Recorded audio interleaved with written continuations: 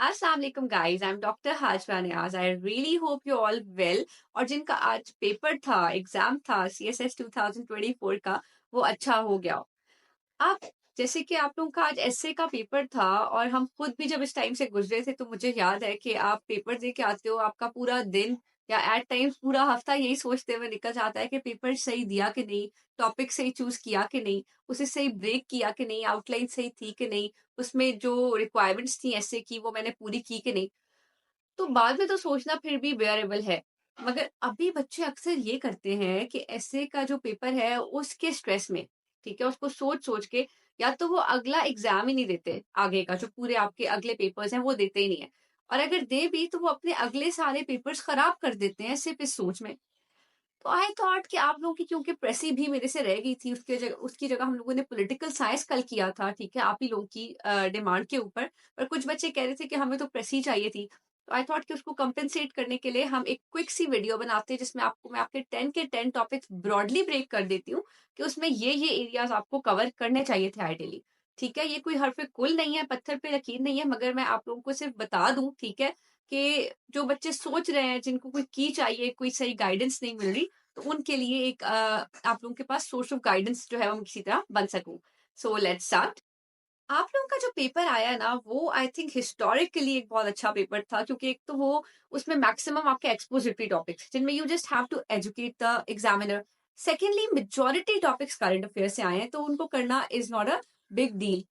अब ये है कि मैंने आप लोगों के लिए ये टेबल बनाया है। इस टेबल में मैंने लिख दिया है कि आपके हर टॉपिक के आगे कि कौन सा टॉपिक एक्सपोजिटरी है, कौन सा ऑर्ग्यूमेंटेटिव है, कौन सा एब्स्ट्रैक्ट या पर्सुएसिव है, ठीक है? और उन सब की मैंने एक ब्रॉड सी आउटलाइन भी बना ली है। ये टेबल मैं आप लोगों के लिए नीचे डिस्क्रिप्शन में इसका ड्राइव लिंक शेयर कर दूंगी, वहां से आप इसको भी डाउनलोड कर सकते हैं। बाकी मैं आप लोगों के साथ इसको जल्दी से डिस्कस भी कर लेती हूँ, आप लोग देख लें। तो सबसे पहले हम आपके पहले टॉपिक पे आते हैं। आपका पहला टॉपिक है hope as the greatest driving force. अब आप इसको कैसे ब्रेक करेंगे? सबसे पहले यू हैव टू सी कि ये कौन सी टाइप ऑफ ऐसे है। इट्स एन एब्स्ट्रैक्ट और पर्सुएसिव ऐसे। सबसे पहले आप इंट्रोडक्शन देंगे, उसके नीचे आपने आउटलाइन में कुछ भी नहीं लिखना। आपका ओवरव्यू पैरा होगा। ओवरव्यू पैरा में आपने लिखना है exploring the power of hope. ठीक है, it should be something very simple, yet something that incorporates your entire essay. ठीक है, तो देखिए, जब हम कह देंगे exploring the power of hope, तो एक सिंपल सा ओवरव्यू आ गया, इन कनेक्टिविटी भी क्रिएट करेगा अगले आर्ग्यूमेंट से, और पूरे ऐसे को अपने अंदर इनकॉर्पोरेट कर रहा है कि यहाँ पे हम होप की पावर देख रहे हैं। थर्ड आपकी मेन हेडिंग है। मैं अपने स्टूडेंट्स को भी कहती होती हूँ कि आप लोग ना ऐसे में एक या दो ऐसी हेडिंग्स बनाते हो, पूरा ऐसे आपका वो पास या फेल कराती हैं। तो वो जो आपकी हेडिंग्स होती हैं, वो आप टॉपिक से डिराइव करते हो, डायरेक्टली वहां हिट करते हो, और उसको मैक्सिमम एलोकेशन ऑफ आर्ग्यूमेंट्स करते हो। यहाँ पे आपकी मेन हेडिंग क्या है? मेन हेडिंग का नाम है how hope is the greatest driving force. देखिए, टॉपिक में भी यही है, ठीक है, hope as the greatest driving force. हमने भी ये लिख दिया कि how hope is the greatest driving force. अब इसमें आप देखिए, आपने एलोकेशन कितनी करनी है? 8 टू 10 आर्ग्यूमेंट्स आपने इसको देने, 8 टू 10 मैक्सिमम, और इनके आपको सॉलिड मार्क्स मिलेंगे अगर आपने ये रैशनली दिए। उसके बाद आपने क्या करना है कि how hope could be created to drive positive change. ये अब आपका वे फॉरवर्ड वाला पैरा है। आपने बस इसमें एक दे देना पैरा, या मैक्सिमम आप दो दे दो, क्योंकि ये सेकेंडरी हेडिंग है ना। मगर देखिए, इसको भी हमने टॉपिक से फ्रेज किया है कि how hope could be created, ठीक है, एज अ ड्राइविंग फोर्स, ठीक है, फॉर द पॉजिटिव चेंज। और उसके बाद हमने क्या कर देना है? कंक्लूड। तो मैक्सिमम एलोकेशन आपने अपनी थर्ड हेडिंग को की, ठीक है, आर्ग्यूमेंट्स की। उसमें आप 8 से 10 आर्ग्यूमेंट्स दें, और वो डायरेक्टली आपके टॉपिक को हिट करता है, तो बहुत ज्यादा रेलेवेंस होगी। और रेलेवेंस आपको पता है कि एफपीएससी के एग्जामिनर की सबसे बड़ी रिक्वायरमेंट है। सेकेंड आप देखें तो वो आपके पास सी पैक और आई मैक को न्यू वर्ल्ड फ्रंट्स के तौर पे देख रहा है, ठीक है। ये आपके पास एक एक्सपोजिटरी ऐसे है, ठीक है। इसको आपने किस तरह से डील करना है? फर्स्ट ऑफ ऑल तो आप अगेन अपना इंट्रोडक्शन देंगे। सेकेंड, आपका ओवरव्यू पैरा क्या होगा? ओवरव्यू पैरा में आप कह रहे हो कि a quick comparison of CPEC and IMEC, ठीक है ना। आप शुरू में ही ओवरव्यू में उनको कंपेयर कर दो, क्योंकि आगे आपके ऐसे की रिक्वायरमेंट उनकी डिटेल्स नहीं है या उनका कंपैरिजन नहीं है, ठीक है, एटलीस्ट एक जनरल कंपैरिजन तो बिल्कुल भी नहीं है। तो वो आप ओवरव्यू में ही दे दो, एंड देन आप डायरेक्टली अपने टॉपिक पे आओ। टॉपिक की क्या रिक्वायरमेंट है? देखिए, सबसे पहले हमने कहा कि exploring CPEC as a war front. देखिए, उसने टॉपिक में क्या कहा है? CPEC and IMEC as war fronts. हमने उसी का पहला पार्ट उठाया कि CPEC as a war front. उसको हमने दिए 5 टू 6 आर्ग्यूमेंट्स। हमने कहा कि सी पैक कैसे आपके पास एक वॉर फ्रंट है, ठीक है, अभी तक कैसे एक्ट कर रहा है, उसने क्या क्या अचीव किया एज अ वॉर फ्रंट, दुनिया पे क्या इन्फ्लुएंस डाला। फिर हमने क्या कहा कि आपके पास जो हमारा नेक्स्ट आर्गुमेंट है, how IMEC as a new war front, वही देखिए वर्डिंग टॉपिक से उठाई कि IMEC as a new war front, ठीक है, कैन कम्पीट सीपैक। अब वो as a new war front CPEC को कैसे कम्पीट करेगा, इसको भी हमने 5 to 6 आर्गुमेंट्स देने, क्योंकि ये दोनों हमारे टॉपिक के पार्ट्स हैं, CPEC as a new as a war front and IMEC as a new war front. तो हमने दोनों को बराबर अटेंशन देनी है, बराबर आर्ग्यूमेंट्स देने हैं और बराबर तरीके से सिमेट्री के साथ कंपेयर करना है। फिर हम आगे आ जाते हैं कि what will be the global impact of this competition. ठीक है, पहले हमने सीपैक बताया as a war front, then हमने बताया आईमैक उसका कॉम्पिटिटर कैसे है एज अ वॉर फ्रंट, और अब हम कह रहे हैं कि इस कंपटीशन का दुनिया पे क्या इफेक्ट है। ये एक सेकेंडरी हेडिंग है, तो इसको just 2 to 3 arguments, and finally हम अपना वो वे फॉरवर्ड कहेंगे कि what is the way forward for Pakistan amid this competition. क्योंकि आप पाकिस्तान वाले हो, तो आपने उसका अगर कॉम्पिटेटिव एग्जाम देना है, सीएसएस देना है, तो आप ये हेडिंग डाल दो तो बहुत अच्छा हो जाएगा। ठीक है, एंड फाइनली उसको भी आपने सिर्फ 1 से 2 आर्ग्यूमेंट्स दिए because it's a secondary heading too. ठीक है, बोनस हेडिंग है, मांगी नहीं हुई। And then conclusion. थर्ड आपका जो टॉपिक है वो है the power of propaganda and Muslim vote. ठीक है, अब इसको, ये भी एक एक्सपोजिटरी टॉपिक है, आपने इस पे एजुकेट करना है एग्जामिनर को। इसको आप कैसे ब्रेक करेंगे, first of all introduction, then your overview, something very broad, something incorporating all your headings. ठीक है, और उसके अलावा समथिंग वेरी सिंपल। तो क्या हमने लिखा, rise of propaganda across the world, या आप कह सकते हैं the propaganda is on rise across the world. ठीक है, ये आपका ओवरव्यू हो गया। अब आप मेन हेडिंग पे आएंगे जिससे आपने स्कोर उठाना है। इसमें आप 2 मेन हेडिंग्स देंगे। ठीक है, पहली आपकी क्या है कि how Muslim world is vulnerable to, या फिर ill prepared for propaganda, 5 to 6 points इसको। And then how Muslim world is already being targeted through propaganda tools या प्रोपेगेंडा। ठीक है, और इसको भी 5 to 6 हेडिंग्स। उसके बाद आप चाहेंगे कि how Muslim world is adopting propaganda tools itself. ठीक है, कि अब मुस्लिम वर्ल्ड भी कैसे अडॉप्ट कर रही है, जैसे ईरान हो गया, या आप कह लो कि इवन फलस्तीन ने भी जैसे हाइब्रिड वॉर टूल्स, जर्नलिज्म वगैरह अडॉप्ट किया। तो इसको आप 1 to 2 दे देंगे। ठीक है, इस बार सेकेंडरी है। एंड देन आपने वे फॉरवर्ड वाली हेडिंग को कैसे प्रेस किया, way forward for the Muslim world to prepare for, protect itself from and effectively adopt propaganda tools. हमने तीनों हेडिंग्स का एक निचोड़ बना दिया वे फॉरवर्ड में। And then conclusion. अब अगर हम लोग अपने फोर्थ टॉपिक पे आ जाएं, तो आपका फोर्थ टॉपिक क्या है, फोर्थ टॉपिक है phase out of fossil fuels and Arab economies. अब आप लोगों ने यहाँ पे क्या करना है, देखना है कि कौन सा टॉपिक है। ये भी आपका अगेन एक्सपोजिटरी टॉपिक है। अब इसको आप कैसे ब्रेक करेंगे, फर्स्ट ऑफ ऑल आपने वही लिखा इंट्रोडक्शन, देन आप अपना ओवरव्यू देंगे समथिंग वेरी ब्रॉड। तो आपने क्या दिया, आपने देना है significance of fossil fuel to the Arab countries या अरब इकोनॉमीज। ये अब आप देखें आपका बिल्कुल एक पूरे एसे को इनकॉर्पोरेट करने वाला ओवरव्यू बन गया। देन आपने आगे आना है कि how fossil fuels are being phased out. ठीक है, ये इंपॉर्टेंट हेडिंग है but not the main heading जिसपे आप पूरा अपना स्कोर उठाते हो, तो इसको आप 2 to 3 आर्ग्यूमेंट्स एलोकेट करोगे। देन आपने जाना है कि how phase out of fossil fuels will affect the Arab countries. ये सबसे मेन आपकी हेडिंग है। ठीक है, कि उसको फेज आउट अफेक्ट कैसे करेगा अरब कंट्रीज को। ठीक है, इसमें आपने 5 to 7 आर्ग्यूमेंट्स देने।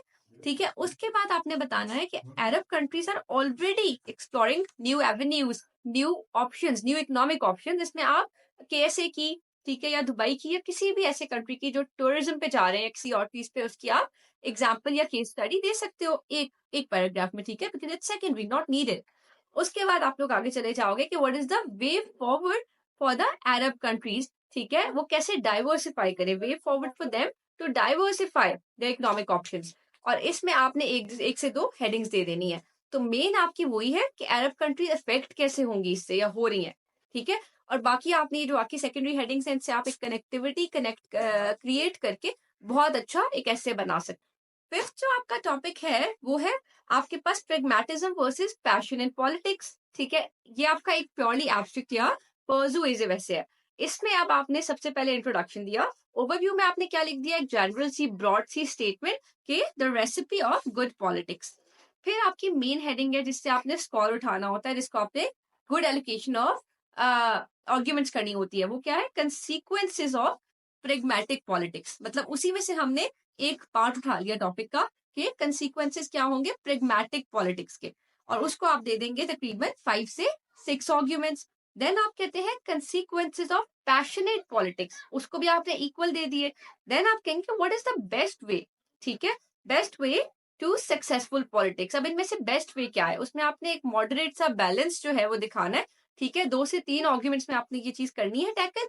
ठीक है, जिसमें आप अब एक कंक्लूजन बता रहे हैं, जिसमें आप अपने ऊपर की दोनों स्टेटमेंट्स, जो आपने प्रैग्मैटिज्म वाली पॉलिटिक्स पे 5-6 आर्गुमेंट्स दिए और जो आपने अपने पैशनेट पॉलिटिक्स पे 5-6 आर्गुमेंट्स दिए, उनका अब आप समरी बता रहे हैं, अपना फाइनल स्टैंस बता रहे हैं कि परफेक्ट रेसिपी क्या है। एंड आई सजेस्ट आप उसमें बैलेंस्ड एक मिडल वे पे जाएं, ठीक है?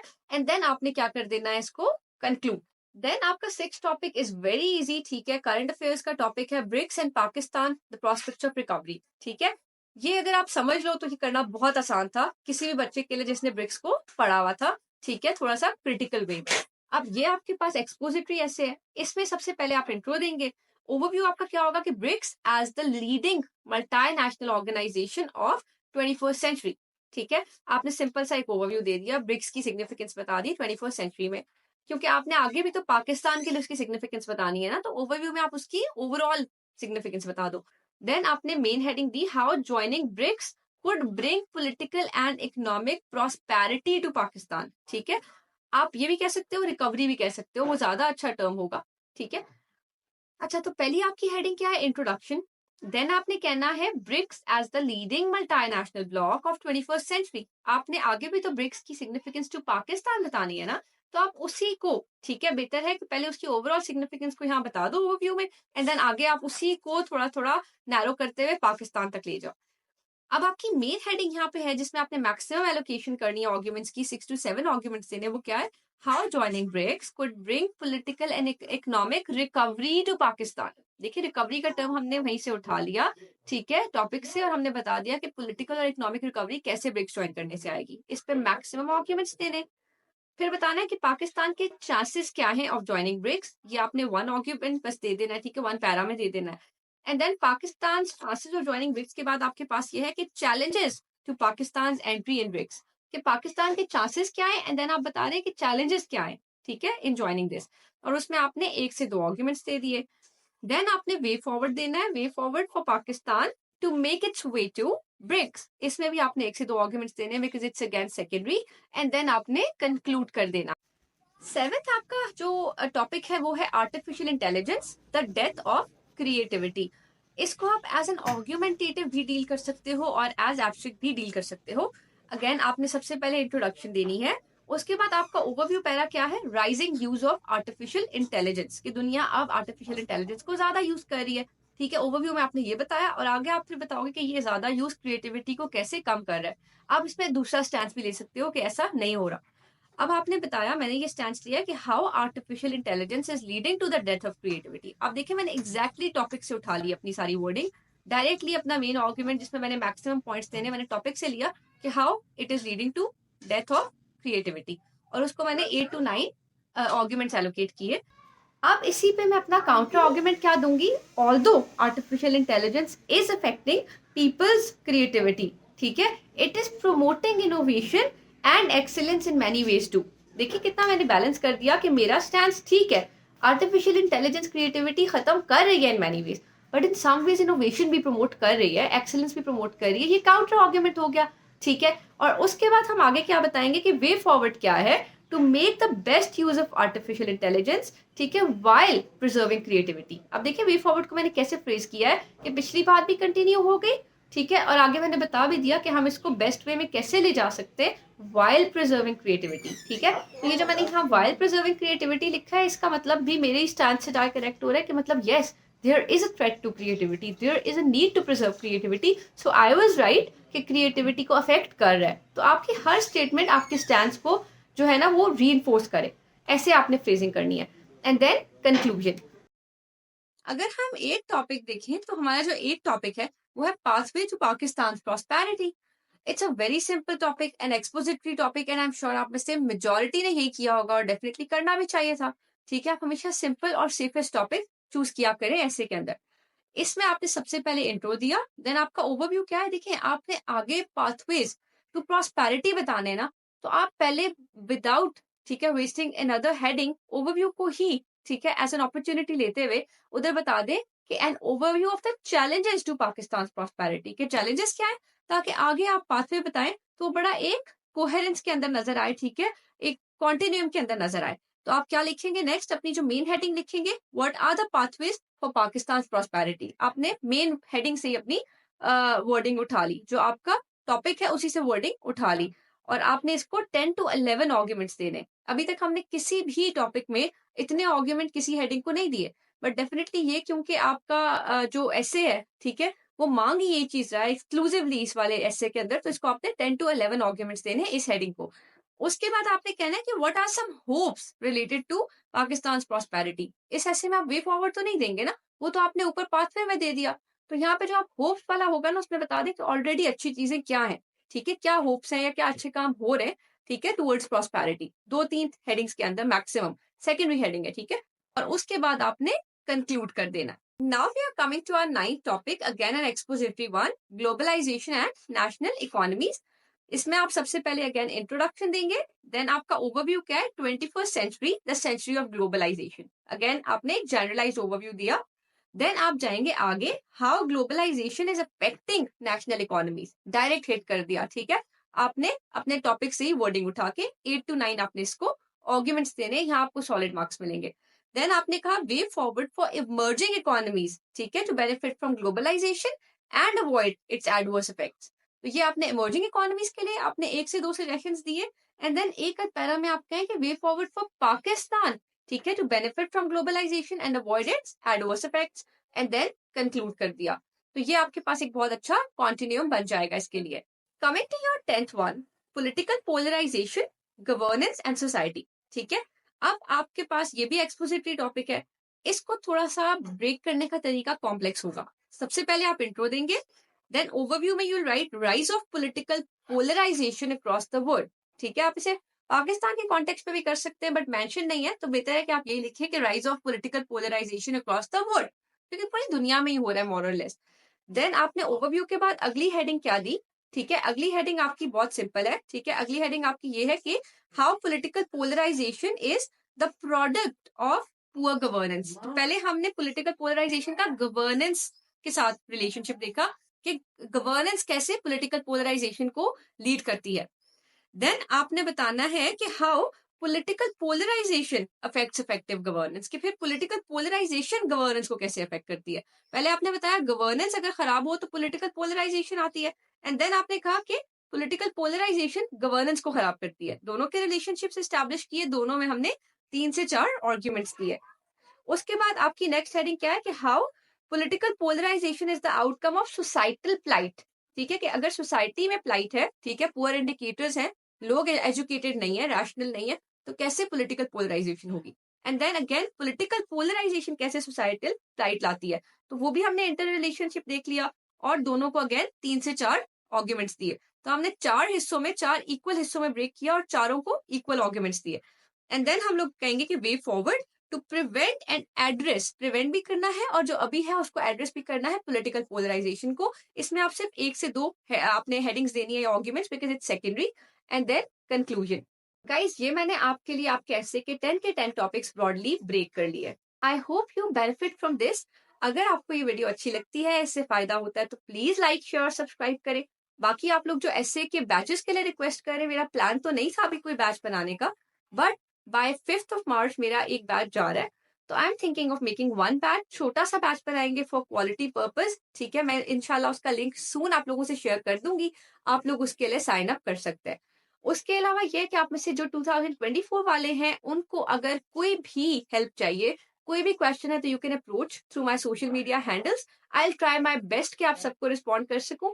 अगर कुछ रिस्पॉन्स लेट होता है तो वो डेफिनेटली इसीलिए होता है because things get very overwhelming for me. Otherwise ये है कि मैं पूरी कोशिश करूंगी कि जिस तरह भी आप लोगों को जो भी असिस्टेंस चाहिए वो मैं आपको प्रोवाइड कर दूं। Best of luck for your coming exams. Thank you so much for watching the video.